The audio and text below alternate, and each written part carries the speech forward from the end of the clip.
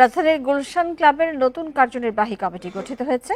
2024-25 সালের জন্য প্রেসিডেন্ট নির্বাচিত হয়েছেন ডিবিএল গ্রুপের ডেপুটি ম্যানেজিং ডিরেক্টর ও গ্রুপ সিইও এম.এ. কাদের। আগামী 1 বছরের জন্য তিনি এই দায়িত্ব পালন করবেন। শনিবার গুলশান ক্লাবের পরিচালনা পর্ষদের সভাপতি ও পরিচালক পদে নির্বাচন অনুষ্ঠিত হয়।